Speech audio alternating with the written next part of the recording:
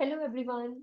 In this video, we will be continuing our series Top 200 ELR Puzzle, and today we will be discussing set 3 of the series. Okay, so start करता.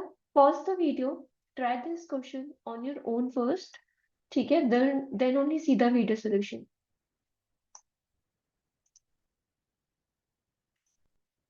All right. So let's start. So here we have given there are 5 students. Puneet. All right. ठीक है. So we have given there are 5 students. Puneet, Kasim, Rohan, Soham, and Taral wrote a test which comprised 5 sections: math, logic, data, English, and reading. So we have 5 sections, 5 students. All right. The score obtained by any students in any section can only be 5, 10, 15. Okay. तो वो लोग केवल 5, 10, 15 में से ही score कर सकता है. Further, it is also known that in each section, each of the 3 possible scores was obtained by at least one student, and the total score obtained by each student across the 5 sections is distinct. ठीक है. चलो फिर हम सबसे पहले यहाँ पे table form करते हैं. ठीक है. हमें क्या क्या गिवन है? वी हैव गिवन स्टूडेंट्स, तो यहाँ पे नेम लिख लेते हैं P, Q, R, S and T. Here we will write total. ठीक है. Total score. फिर हमारे पास सब्जेक्ट्स गिवन है मैथ्स, देन लॉजिक, ठीक है, data, and after that we have English, reading and total. ठीक है. तो इस तरीके से हमें टेबल बनाना होगा यहाँ पे 6x6 का. ठीक है. देखो नेक्स्ट यहाँ पर हम आगे मूव करता है. क्या क्या हमें गिवन है? In each section, each of the 3 possible score was obtained by at least one student. ठीक है. हर किसी सेक्शन में 5, 10, 15 एटलीस्ट वन बार किसी ने स्कोर किया ही किया है. ठीक है. तो यहाँ पे व्हाट आई कैन राइट, इधर वी कैन से कि एटलीस्ट वन आएगा. ठीक है. थोड़ा लिखते चलते हैं साइड बाय साइड, क्योंकि यहाँ पे इंफॉर्मेशन हमें काफी दे रखी है. So here it is at least one. 5, 10, 15 में से एक एक बार आएगा. ठीक है. And total score obtained by each student across the 5 sections is distinct. ठीक है. तो हमें क्या दे रखा है? हमें ये भी दे रखा है कि जो स्कोर है टोटल, ये डिस्टिंक्ट है. ठीक है. स्कोर हमारे पास यहाँ पे डिस्टिंक्ट है, सब हर किसी का जो टोटल स्कोर है. फिर बोला in each section the score of Taral was same as that of exactly one other students. Okay. Taral का जो स्कोर है एग्जैक्टली वन अदर स्टूडेंट के इक्वल है. तो तरल का स्कोर किसके इक्वल हो सकता है?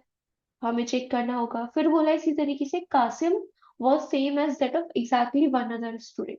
इसी तरीके से कासिम का किसी एक स्टूडेंट के साथ स्कोर मैच करता है हर किसी सेक्शन में. ठीक है.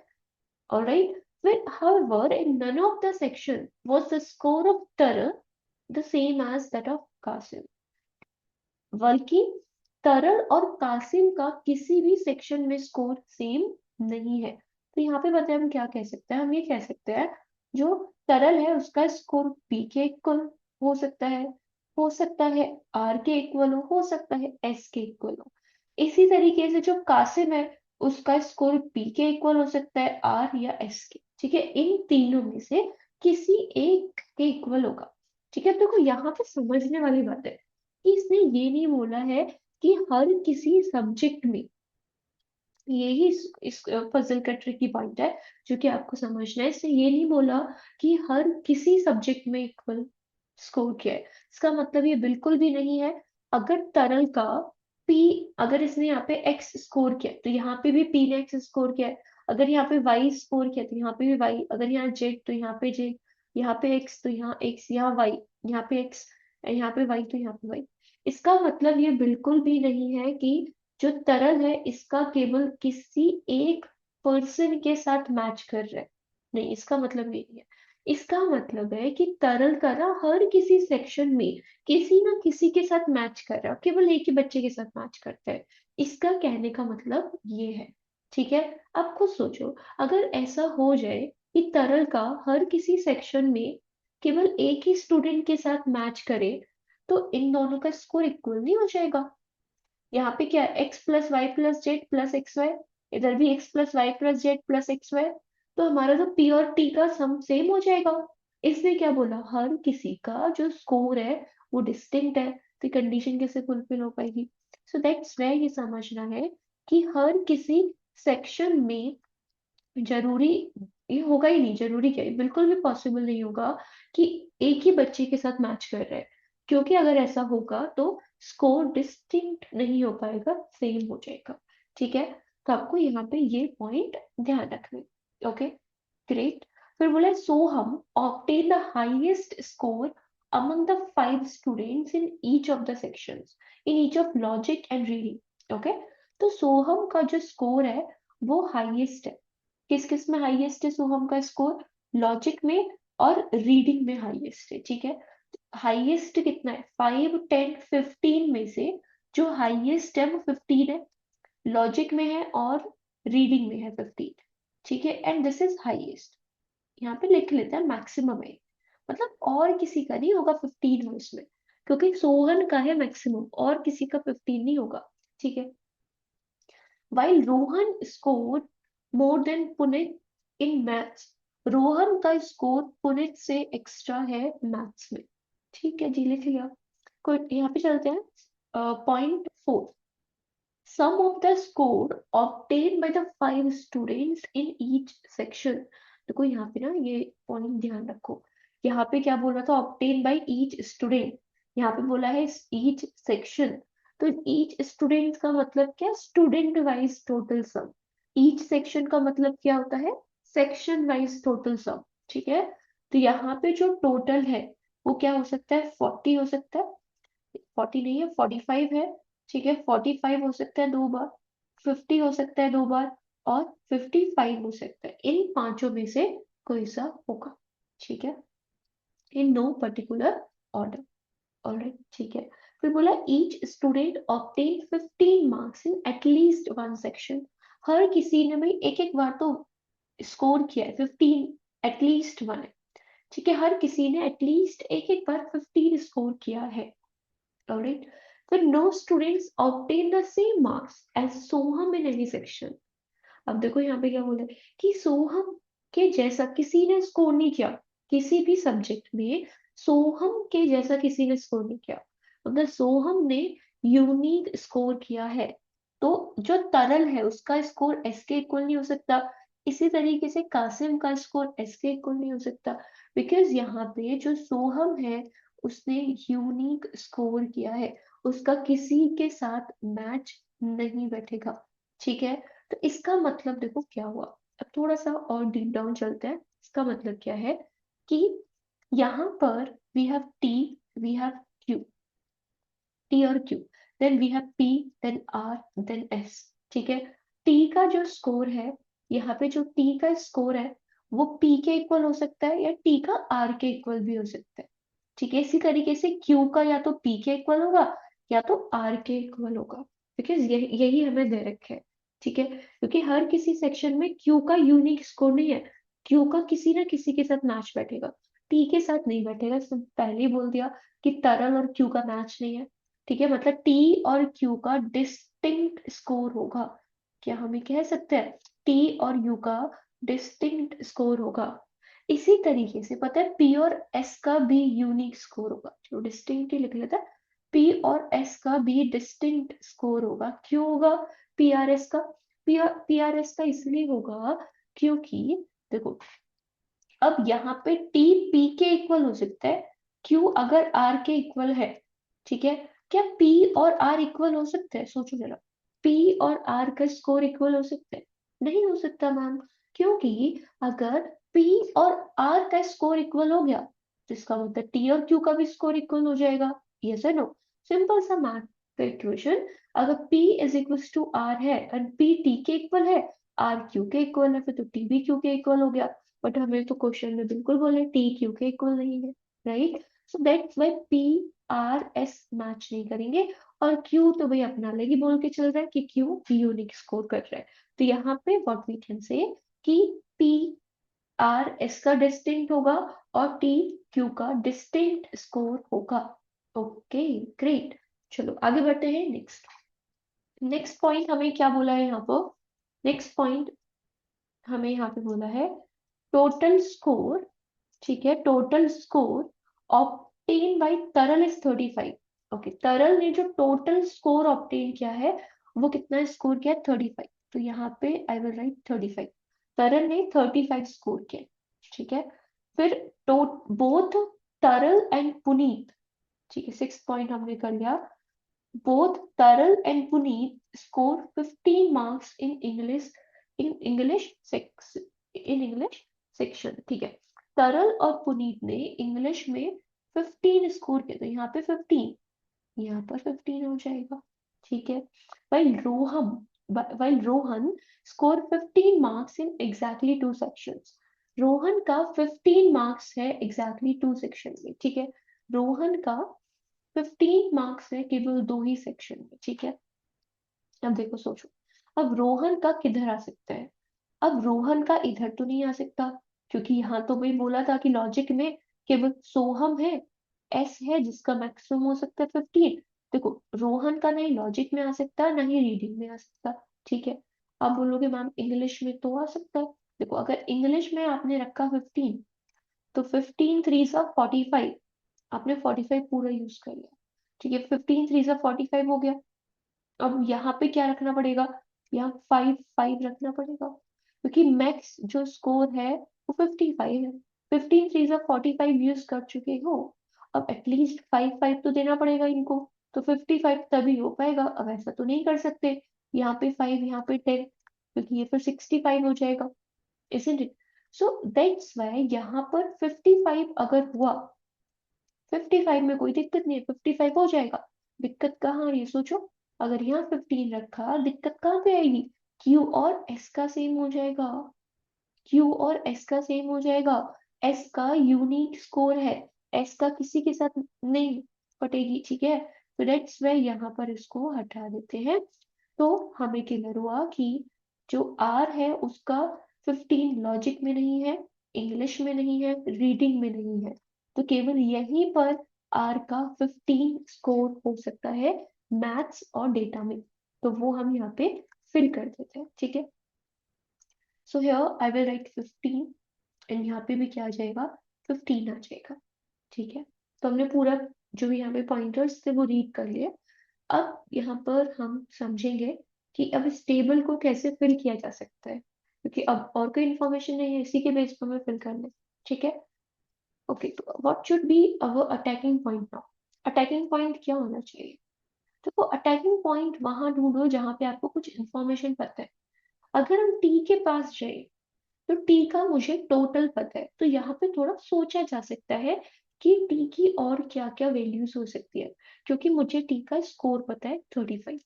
ठीक है, देखो अगर टी ने 35 स्कोर किया है टोटल, उसमें से 15 उसने एक सब्जेक्ट में स्कोर किया है, कितना बच रहा है?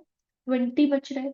20 इसको 4 सब्जेक्ट में स्कोर करना है, 20 इसको 4 सब्जेक्ट में और स्कोर करना है।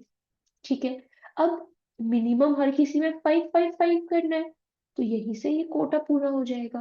देखो कितना इजीली हमने फिगर आउट कर लिया कि 35 में से 15 ऑलरेडी उसने इंग्लिश में किया है, तो बचा 5 5 5 5, जो कि हमें रिमेनिंग के 4 सेक्शंस में फिल करना है, क्योंकि बेयर मिनिमम हमें इतना तो फिल करना पड़ेगा, और इसी में इसका कोटा पूरा हो जा रहा है 35। तो इस तरीके से हमने टी का पूरा फिल कर लिया। ठीक है, बढ़िया। अब देखो, टी टी की जो वैल्यू है हर किसी सेक्शन में किसी ना किसी के इक्वल है, या तो वो पी के इक्वल होगी या तो आर के इक्वल होगी। देखो यहाँ पे, क्या टी की वैल्यू आर के इक्वल हो सकती है मैथ्स में? नहीं, क्योंकि आर 15 है, टी 5 है। तो मैथ्स में टी का जो स्कोर होगा वो किसके इक्वल होगा? पी के इक्वल होगा, पी के इक्वल होगा, बिकॉज बोला था हर किसी सेक्शन में टी का स्कोर किसी के इक्वल होगा। ठीक है, टी, और जो हमने सब कुछ सॉल्व करके क्या डिकोड किया कि पी और आर के ही इक्वल होगा। ठीक है, तो यहाँ पे हो गया 5 5। इसी तरीके से देखो डेटा में चलो, अब यहाँ पे टी का स्कोर किसी के तो इक्वल होगा, अब आर के तो इक्वल नहीं हो सकता, पी के इक्वल होगा, 5 हो जाएगा। ठीक है, तो इस तरीके से हमने यहाँ पे पी का थोड़ा सा डेटा फिल कर लिया। ठीक है, अब देखो नेक्स्ट आगे मूव करता है। नेक्स्ट देखो क्या सोच सकते हैं हम यहाँ पे।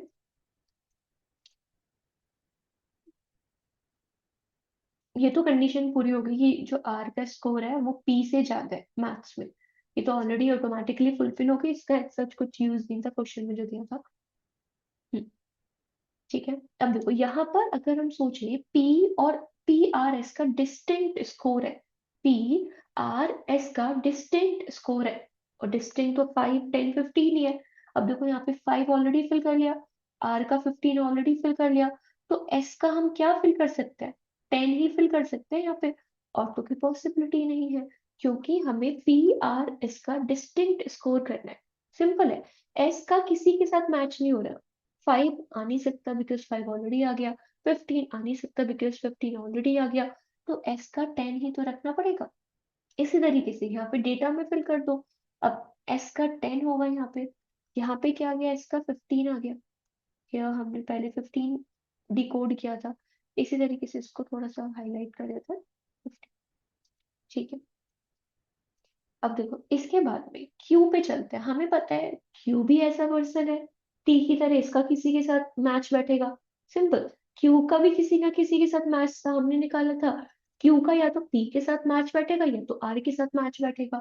ठीक है, और यहाँ पर पी का टी के साथ मैच बैठ रहा है, तो क्यू का किसके साथ मैच बैठेगा, आर के साथ। ठीक है, क्योंकि एग्जैक्टली वन अदर स्टूडेंट। अब ये नहीं होगा कि टी का पी के साथ भी मैच बैठ रहा है, टी का क्यू के साथ भी बैठ रहा है, नहीं। ठीक है, तो क्यू और आर का मैच बैठेगा, दैट इज 15 15। सेम डेटा में फिल करेंगे 15 15, क्यू और आर का मैच बैठेगा। तो हमने मैथ्स और डेटा फिल कर लिया, टोटल निकाल लेते हैं, 15 15 30 40, and this is 50, this is again 50। ठीक है, अब यहाँ पर अब हम किसको, हमें किसको टारगेट करना चाहिए, अब हम थोड़ा सा सोचते हैं किसकी साइड, एस की साइड सोचते हैं, बिकॉज एस का केवल एक ही ब्लैंक है। ठीक है, इसको सोचते हैं। देखो इंग्लिश में 15 15 हमने फिल कर लिया। ठीक है, अब 15 15 हमने फिल कर लिया, अगर हम यहाँ पे बात करते हैं बेयर मिनिमम का बात करते हैं कि पी आर एस का हमें डिस्टिंक्ट रखना है, पी आर एस हमें डिस्टिंक्ट रखना है। ठीक है, यहाँ पे क्यू और आर का इक्वल होगा, क्योंकि पी और टी का इक्वल है, तो पी क्यू और आर का इक्वल होगा, एस का अपना यूनिक वैल्यू होगी। अब देखो क्या हो सकती है, अगर मैं यहाँ पे कहूँ कि सम अगर 45 हुआ, अब बोलोगे मैम सम यहाँ पे ना 50 50 तो हमने यूज कर लिया, अब यहाँ पे 45 55 बचा हुआ है, अगर इंग्लिश का 45 हुआ और 15 15 30 हमने ऑलरेडी यूज कर लिया, देखो 45 में से 30 ऑलरेडी यूज कर लिया, वी हैव लेफ्ट ओनली 15। अब 15 को कैसे 3 में ब्रेक कर किया जा सकता है, अब 5 5 तो कर नहीं सकते, अब यही एक ही ऑप्शन है, 5 5 ही होगा, बट यहाँ पर हम 5 5 नहीं कर सकते। अगेन क्यों नहीं कर सकते, बिकॉज एस का किसी के साथ नहीं मैचिंग बिठानी है हमें। ठीक है, सो दैट्स वाई यहाँ पे 45 नहीं हो सकता, फिर क्या बचा, 50 हो नहीं सकता, 45 है नहीं, 55 बचा केवल, यहाँ पे 55 हुआ। ठीक है, अब देखो 55 पे चेक करता है, 55 पे अगर हम यहाँ पे चेक करें तो 55 में से 30 यूज हो गया, कितना बच रहा है, 25 बच रहा है। 25 को 3 पार्ट में ब्रेक करना है, जिसमें ये ए बी ये दोनों का इक्वल रख रहे हैं, देखो कैसे ब्रेक कर सकता है। अब बोलोगे 5 5 ले लो, 5 5 10 लोगे तो 15 होगा, अब 15 तो नहीं हो सकता, एस का 15 कैसे हो जाएगा, क्योंकि इसका तो टी के साथ मैच कर जाएगा ना, फिर इसका तो यूनिक रहना है, तो 15 तो नहीं हो सकता। फिर और क्या हो सकता है, 10 10 ले लो चलो, क्योंकि हमें दो तो इक्वल रखने हैं, 10 10 लेता है, 10 10 20 and 5, this is 10 10 5, and that's the only possibility. ठीक है, तो यहाँ पर क्या होगा, 10 10 एंड 5 हो जाएगा, 10 10 5 हो जाएगा। ठीक है, बहुत अच्छा, ठीक है। अब देखो हमने 55 फिल कर लिया, वी हैव ओनली लेफ्ट 45, तो यहाँ पे 45 हो जाएगा, ये 45 हो जाएगा। एस का टोटल निकाल लो कितना आ रहा है, 15 15 30 40 50, दिस इज 55। ठीक है, अब देखो यहाँ पर पी क्यू आर बच रहा है लॉजिक और रीडिंग में। अब यहाँ पर टी का ऑलरेडी पी के साथ देखो 3 सेक्शंस में मैच हो चुके हैं। टी का मैथ्स में भी मैच हो चुका है पी के साथ, डेटा में भी मैच हो चुका है, एंड इंग्लिश में भी मैच हो सकते हैं, हो गए। अगर यहाँ पे भी मैच हो गया तो फिर तो इन दोनों का स्कोर इक्वल हो जाएगा। इक्वल तो हमें नहीं रखना, इट शुड बी डिस्टिंक्ट। ठीक है, अब देखो सोचो कैसे सोचेंगे यहाँ पे। 45 में से 20 हमने ऑलरेडी यूज कर लिया, थोड़ा सा यहाँ से हटा देते हैं। ठीक है, 45 में से 20 हमने ऑलरेडी यूज कर लिया, कितना बच रहा है, 25 बच रहा है। 25 को अगेन 3 पार्ट में ब्रेक करना है हमें। ठीक है, 3 पार्ट में ब्रेक करना है। कैसे ब्रेक कर सकते हैं, 5 5 15, या तो 10 10 5। ठीक है, 5 5 15 हो सकता है, नहीं हो सकता, क्योंकि अगर किसी का यहाँ पे 15 आया तो वो किसके साथ मैच हो जाएगा, एस के साथ मैच हो जाएगा, और एस का किसी के साथ भी मैचिंग बैठानी है हमें। तो इसीलिए यहाँ पर 5 5 15 तो नहीं हो सकता। क्या बचा, 10 10 15 बचा। ओके, देखो 10 10 15 कैसे फिल करेंगे, यहाँ पे टी और क्यू का डिस्टिंक्ट होना चाहिए।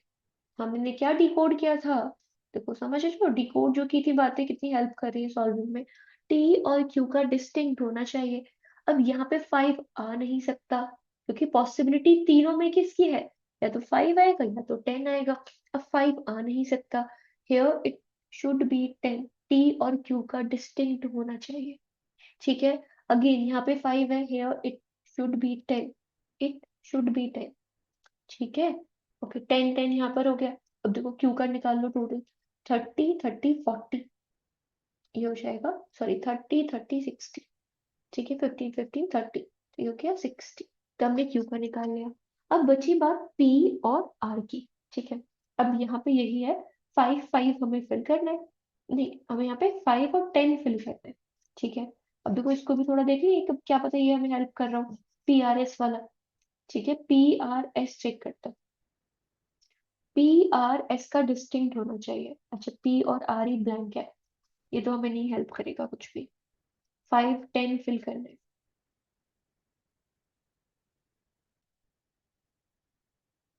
ठीक है, देखो यहाँ पर अगर आपने केसेस बना लेता है, अब यहाँ पे हम कुछ और नहीं सोच पा रहे। यहाँ पे अगर 5 है तो इधर 5, देखो ये तो 100% ट्रू है कि यहाँ पे 5 5 तो नहीं हो सकता, ऐसी पॉसिबिलिटी तो बिल्कुल नहीं हो सकती, क्योंकि यहाँ पे इन दोनों का सेम हो जाएगा टोटल स्कोर, और पी और टी का सेम हो जाएगा। ठीक है, अगर आपने इधर 5 और 10 लिया तो इधर आपको 10 और 5 लेना पड़ेगा। ठीक है, इधर आपको 10 5 लेना पड़ेगा। अगर आपने इधर 10 और 5 लिया तो आपको इधर 5 और 10 लेना पड़ेगा। एक ही बात है, वैसे फर्क कुछ नहीं पड़ेगा। देखो समझते हैं यहाँ पे। अब देखो यहाँ पर अगर सम करें तो कितना आ रहा है, 15 15 30 एंड दिस इज 40 है। ठीक है, अगर यहाँ पर ले तो कितना आ रहा है, 15 30 40 50। देखो यहाँ पे गलत आ रहा है ना, 15 15 30 30 और 40 50 55 आ रहा है। इसका तो एस के साथ मैचिंग बैठेगी, it it should be distinct. ठीक है, तो यहाँ पे ये तो नहीं हो सकता, मतलब 5 10 10 5 नहीं हो सकता। तो क्या होगा, देखो सिंपल सा हम जो यहाँ पे कि कैसे हो सकता है, क्या क्या पॉसिबिलिटीज है बिल्कुल ब्रेक करके हमें 5 10 फिल करना है। या तो 5 10 5 10 होगा, या तो 5 10 10 5 होगा, या तो 10 5 10 5 होगा। We have only these 3 possibilities. ठीक है, अब 5 10 5 10 तो हो नहीं सकता, क्योंकि अगर ऐसा हुआ तो पी आर का सेम हो जाएगा, क्यू और टी टी का सेम स्कोर हो जाएगा। ठीक है, ये पॉसिबिलिटी नहीं है।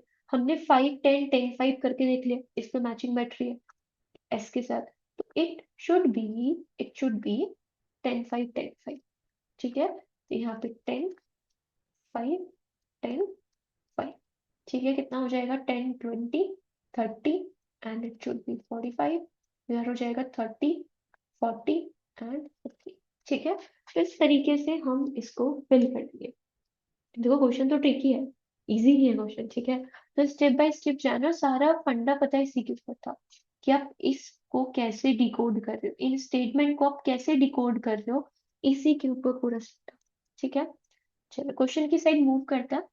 क्या क्या क्वेश्चन हमें गिवन है। First question, what is the total score of Rohan across all 5 sections. Rohan का स्कोर कितना टोटल, 50। सो यहाँ पे करेक्ट आंसर कितना हो जाएगा, 50। फिर बोला है what is the difference between highest total score of any student and the lowest total score of any student across the 5 sections. देखो मिनिमम स्कोर कितना जा रहा है, 35 जा रहा है, मैक्सिमम कितना जा रहा है, 60। तो 60 माइनस 35, इसने बोला डिफरेंस, 60 माइनस 35 दैट इज 25, ठीक है। Among the 5 students who obtained the highest total score across the 5 sections, 60 का हाईएस्ट, और ये किसने स्कोर किया, क्यू ने। So the correct answer is here Q. In which section was the sum of the score obtained by the 5 student highest?